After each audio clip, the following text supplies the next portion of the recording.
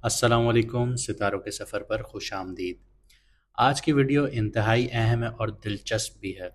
मतलब आपको मज़ा आएगा सुनकर, क्योंकि आज उस ग्रह की बात करेंगे जो आपकी कुंडली में बहुत सारी चीज़ों को शो करता है और ऐसा पैसा दे सकता है आपको जो जुपिटर भी नहीं दे सकता, जो गुरु भी नहीं दे सकता, जैसे मैंने गुरु वाली सीरीज़ में बताया था।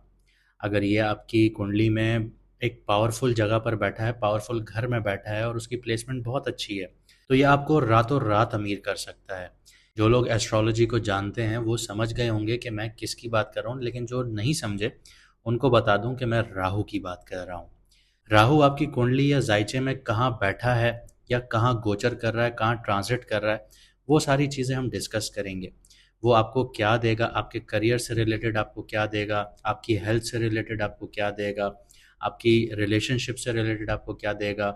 हम सारी चीज़ों पर बात करेंगे, ज़िंदगी के हर एस्पेक्ट्स पर हम नज़र डालेंगे कि राहु अगले 18 महीनों के लिए आपको क्या देने जा रहा है। लेकिन उससे पहले मैं आपको राहु का तारुफ करवा दूं कि राहु है क्या चीज़। राहु ना कोई प्लैनेट है, ना कोई फिजिकल फॉर्म है। ये एक धुआं है जिसको हम स्मोक भी कहते हैं।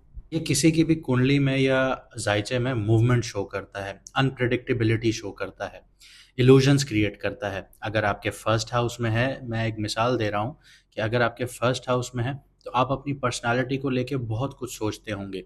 चाहे आप जैसे भी दिखते हों, आपके अंदर एक ओवर कॉन्फिडेंस डेवलप हो जाता है अपनी पर्सनालिटी को लेके कि यार मेरे जैसा दुनिया में कोई दूसरा हो ही नहीं सकता।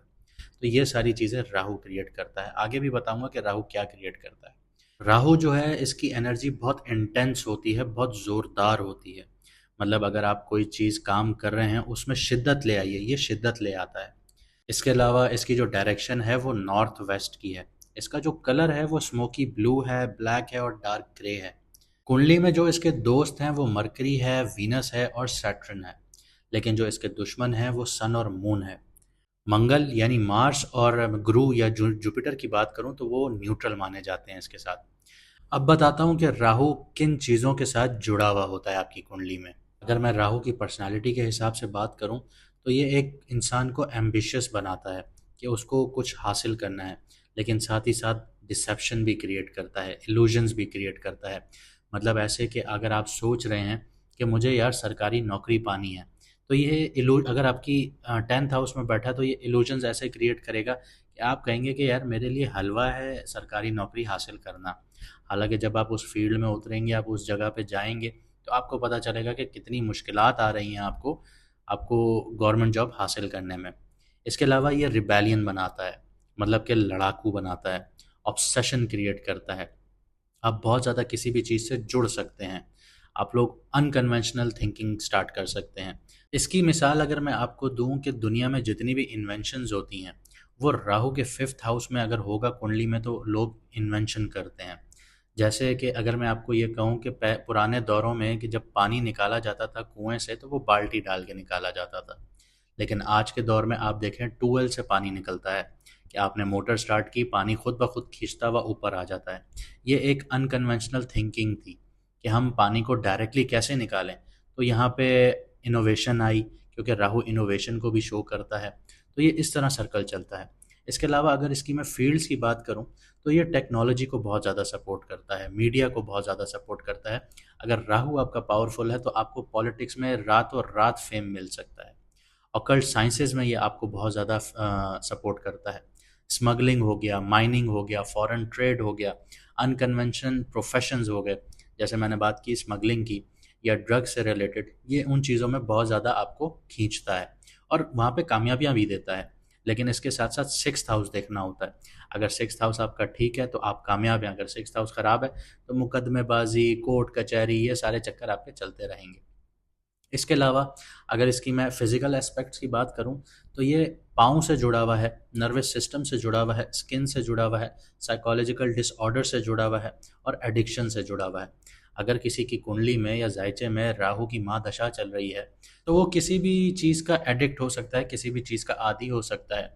अब आप ड्रग्स उठा लें, सिगरेट उठा लें, नस्वार उठा लें, और जो लोग गुटखा मावा खाते हैं तो ये राहु की देन होती है। इसके अलावा अगर रिलेशनशिप्स की बात करूं जहां पे ये फ़ायदा देता है वो फॉरेनर से जुड़ा हुआ फ़ायदा देता है। आपको आउटकास्ट फ़ायदा देता है। जो शादी लोग करते हैं दूसरी अपने ख़ानदान से निकल के दूसरी जगह पर, तो वहाँ पे फ़ायदा देता है। मैनिपुलेटिव पार्टनर्स दे सकता है आप लोगों को, जो आपके दिमाग से खेलना जानते हों। इसके अलावा प्रॉपर्टी और एसेट्स की बात करूँ तो खुफिया जायदाद देता है, खुफिया वेल्थ देता है, सडन गेन्स होते हैं, अचानक से लाभ हासिल होता है, अचानक से फ़ायदा हो जाता है रातों रात बैठे। आपने देखा होगा, अक्सर सुना होगा, एक गरीब आदमी था, उसने लॉटरी खरीदी, वो रातों रात करोड़पति बन गया, रातों रात अरबों रुपए का मालिक बन गया, करोड़ों रुपए का मालिक बन गया, लाखों रुपए का मालिक बन गया। इसके अलावा 2 नंबर पैसा बहुत जल्दी देता है ये। आपको स्मगलिंग से पैसा आ रहा है, आपको दूसरी जगहों से पैसा आ रहा है, इलिसिट मनी होता है, जो इलीगल मनी होता है या ड्रग मनी आप कह सकते हैं, ये रातों रात आपको देता है। फॉरेन एसेट्स बहुत बनते हैं ऐसे इंसान के। ग्रीड, क्योंकि राहु ग्रीड को शो करता है, भूख को शो करता है, ऐसे इंसान की भूख कभी ख़त्म ही नहीं होती। वो कहता है कि और मिलता रहे, और मिलता रहे, और मिलता रहे, तो ये राहु की देन होती है। इसके अलावा रिस्क टेकिंग एबिलिटी उस इंसान में बहुत ज़्यादा होती है। आप अगर आप देखें कि आप स्मगलिंग के प्रोफेशन में हैं, आप स्मगलिंग कर रहे हैं, तो वहाँ पर रिस्क फैक्टर बहुत है, और आप रिस्क नहीं ले सकते तो आप उस प्रोफेशन में कामयाब नहीं हैं। राहु यहाँ पे आपसे रिस्क टेकिंग, आपको जो एबिलिटी है वो प्रोवाइड करता है। यहाँ पे आपको क्रेविंग फॉर वैलिडेशन देता है। आपको भूख होती है कि आपको माना जाए, कि आपका लोहा माना जाए, आपको आपके अंदर ये एक ईगरनेस रहती है। इनोवेशन देता है। इसकी मिसाल मैं ऐसे दूंगा, मैं स्मगलिंग के प्रोफेशन को उठाता हूँ कि एक इंसान ड्रग स्मगल कर रहा है। पहले पहले वो क्या करता था, वो सीधा जाता था, कस्टम में बातचीत की, उसने निकाल दिया ड्रग्स, आगे वो पास आउट हो गया, वो दूसरी कंट्री में जाके उसने सेल कर दिया, पैसा कमा लिया।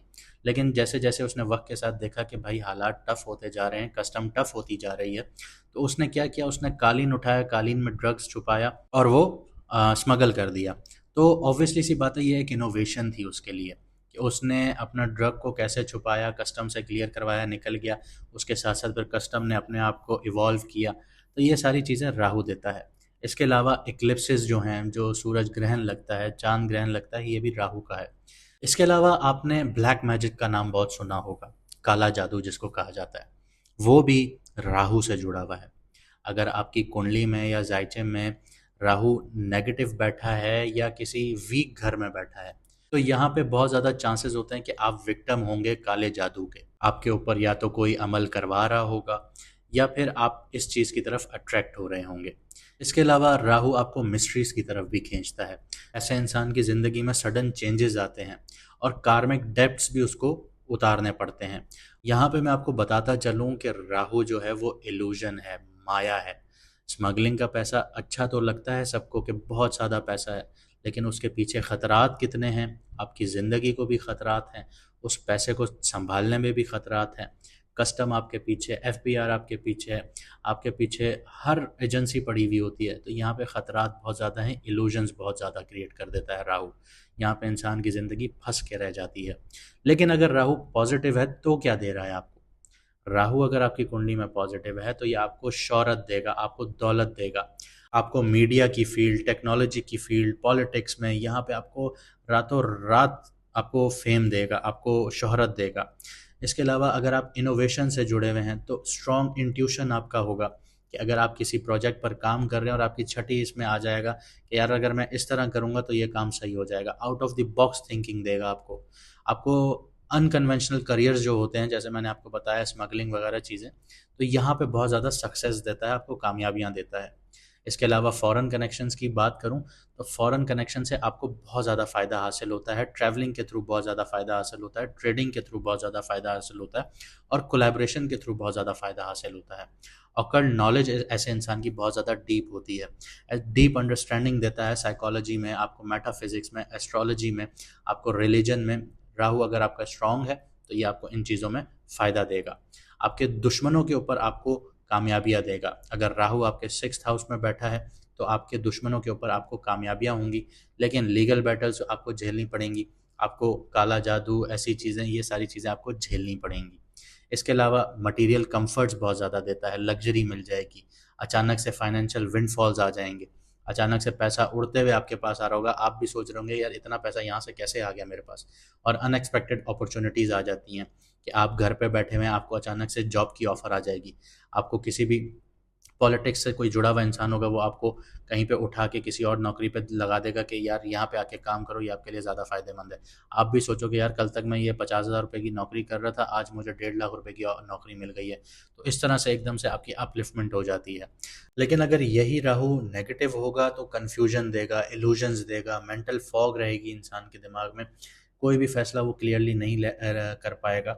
ऑब्सेशन रहेगा, और ऑब्सेशन भी किन चीज़ों से रहेगा कि जो गोल्स अचीव ही नहीं हो सकते, या फिर एडिक्शंस हो जाएंगी किसी भी सब्सटेंस पर, चाहे सिगरेट हो, ड्रग्स हो, कोई भी चीज़ हो, ऐसे लोगों को इन चीज़ों पे एडिक्शंस हो जाती हैं। फाइनेंशियली बहुत ज़्यादा लॉस होना शुरू हो जाता है, रिस्की इन्वेस्टमेंट्स और स्कैम्स हो जाते हैं ऐसे लोगों के साथ, इंस्टेबिलिटी रहती है उनकी ज़िंदगी में। हेल्थ इश्यूज़ की बात करूँ तो एनजाइटी रहती है, इनको नींद सही से नहीं आती, रात रात भर जागते रहते हैं, इंसोम्निया का शिकार रहते हैं, स्किन डिसऑर्डर्स देखने को मिलते हैं, स्किन पे रैशेज़ रहते हैं, स्किन पे कभी ना कोई इश्यूज़ चल रहे होते हैं, नर्वस सिस्टम का प्रॉब्लम रहता है। रिलेशनशिप्स की बात करूँ तो वहाँ पे इनको धोखेबाज पार्टनर मिलते हैं, ट्रस्ट इश्यूज़ रहते हैं ऐसे लोगों को, फॉरेन रिलेटेड कॉन्फ्लिक्ट्स का सामना करना पड़ता है। जैसे मैं अगर आपको इसकी मिसाल दूँ कि अगर आप पाकिस्तान में रह रहे हैं या इंडिया में रह रहे हैं, तो आपको कोर्ट केसेस का सामना करना पड़ेगा यूके में, यूएस में, तो ये सारी चीज़ें आपको राहु देगा। इसके अलावा पास्ट लाइफ के जो डेट्स हैं वो सरफेस पे आना शुरू हो जाएंगे। मतलब अगर आपने पुरानी ज़िंदगी में या पिछले सालों में, कुछ जाने वाले सालों में कुछ गलत काम किए थे, तो उनका अब आपको पे ऑफ का टाइम आ गया है आपके लिए। आप उनको पे ऑफ करेंगे, उनका अब आपको फल मिलेगा कि आपने अच्छा काम किया था या बुरा काम किया था। अगर बुरा काम किया था तो ऑब्वियसली सी बात है अब उसका फल मिलने जा रहा है। इसके अलावा आपको सडन अचानक से आपकी ज़िंदगी में अपहेवल्स आ जाएंगे, क्राइसिस आ जाएंगे, उतार चढ़ाव का शिकार हो जाएंगे आप लोग। पैसा आ रहा था एकदम से रुक गया, पैसा फंस गया, आपने इन्वेस्टमेंट की हुई थी वो रुक गई, फंस गई, आपको पैसा टूट टूट के मिल रहा है, बनते बनते काम रुकना शुरू हो गए हैं, तो ये सारा आपको राहु देगा। इसके अलावा आपकी रेपुटेशन बहुत ज़्यादा डैमेज करेगा, स्कैंडल्स हो जाएंगे, कंट्रोवर्सीज़ हो जाएंगी, क्योंकि यहाँ पे मैनिपुलेटिव बिहेवियर क्रिएट करता है राहु। अगर आप देखें हमारे फिल्म स्टार्स को देखें, हर कोई, काफ़ी फिल्म स्टार्स हैं या काफ़ी आपके जो मूवी स्टार्स हैं या आपके मॉडल्स हैं, आप अगर उनको देखें तो कुछ लोग बहुत अच्छी ज़िंदगी गुजार रहे हैं, कुछ लोगों की ज़िंदगी में कंट्रोवर्सीज़ ख़त्म ही नहीं हो रही। जैसे एक बात की जाए राखी सावंत की, तो वो कंट्रोवर्सीज़ का शिकार रहती हैं और उनको अच्छा भी लगता है, उससे उनको फेम भी मिलती है। तो ये सारी चीज़ें राहु देता है। अब जानते हैं कि आपकी कुंडली में राहु कहाँ बैठा है और आपको क्या असरात दे रहा है। अब बात करता हूँ कैंसर वालों की, यानी कि कर्क राशि, यानी कि जिसको उर्दू में बुर्ज सरतान कहा जाता है। एक्वेरियस बन रहा है बाहुबली आप लोगों के लिए। आपके 8th हाउस में एंटर कर रहा है 19 मई को रात के 2:20 पर। और ये एंट्री जब लेगा, एक्वेरियस में अकेला आएगा। एक्वेरियस इसके दोस्त का घर है, शनि का घर है, और यहाँ पे ये इस घर का मालिक अपने आप को कंसिडर करेगा। तो ये बाहुबली यानी डॉन बन जाएगा आपके 8th हाउस में। 8th हाउस से चलते चलते ये आपके 12th हाउस को भी एक्टिव करेगा, आपके 2nd हाउस को भी एक्टिव करेगा, आपके 4th हाउस को भी एक्टिव करेगा। 8th हाउस जो होता है वो गुप्त ज्ञान का होता है, सडन इवेंट्स का होता है, ट्रांसफॉर्मेशन का होता है, फियर का होता है, डेथ और रीबर्थ का होता है, और मिस्टिसिज्म का होता है। जब यहाँ राहु आता है तो ज़िंदगी के अंदर छुपे जो असलियत होती है, साइकोलॉजिकल शेडोज़ होते हैं, वो उनके ऊपर आ जाते हैं। इसकी वजह ये है कि राहु यहाँ पे इतना पावरफुल है, जो एक्वेरियस है वो एरी साइन है और उसके दोस्त का घर है। राहु का अपना कोई घर नहीं होता, राहु खुद धुआं है। जब धुआं हवा में मिलता है तो वो एकदम से एक्सपेंड करता है और ऊपर की तरफ जाता है। तो जो कलेक्टिव रिफॉर्म्स हैं, फ्यूचरिस्टिक सिस्टम है और रेवोल्यूशनरी थिंकिंग का साइन जो है वो एरीज है। तो यहाँ पे राहु पावरफुल है, अंडरग्राउंड नेटवर्क्स में एंट्री दे रहा है आप लोगों को। 8th हाउस में राहु अब आपकी लाइफ में अंदर से आपको तोड़कर दोबारा बनाएगा। ये पुरानी सोच, आउटडेटेड बिलीव्स या फियर्स बेस्ड जो पैटर्न्स हैं उनको ख़त्म कर देगा, लेकिन तरीका अनप्रिडिक्टेबल होगा। यहाँ पे राहु आपके, जैसे मैंने बताया, 12th हाउस को भी एक्टिव कर रहा है, जो सबकॉन्शियस माइंड का है, फॉरेन लैंड्स का है, हिडन हीलिंग का है। 2nd हाउस आपका फैमिली का है, फाइनेंस का है, स्पीच का है। 4th हाउस आपका होम का है, इमोशंस का है, कंफर्ट्स का है। तो आइए इसको जानते हैं कि करियर और फाइनेंस में राहु आपके लिए कैसे चैलेंजेस और कैसी चीज़ें, कैसी अपॉर्चुनिटीज़ लेके आ रहा है। करियर वाइज बात करूं तो ये आपको अनदेखी राहों पर चलाने का टाइम पीरियड स्टार्ट कर रहा है। राहु 8th हाउस में होने की वजह से आप insurance, occult sciences, forensic, astrology, data mining, cyber security, dark web analysis या अंडरग्राउंड इकोनॉमी जैसे काम में भी आप लोग घुस सकते हैं। सडन आप लोगों को मुनाफा, गेन्स यहाँ पे हासिल होगा, इनहेरिटेंट वेल्थ आपके पास आ सकती है।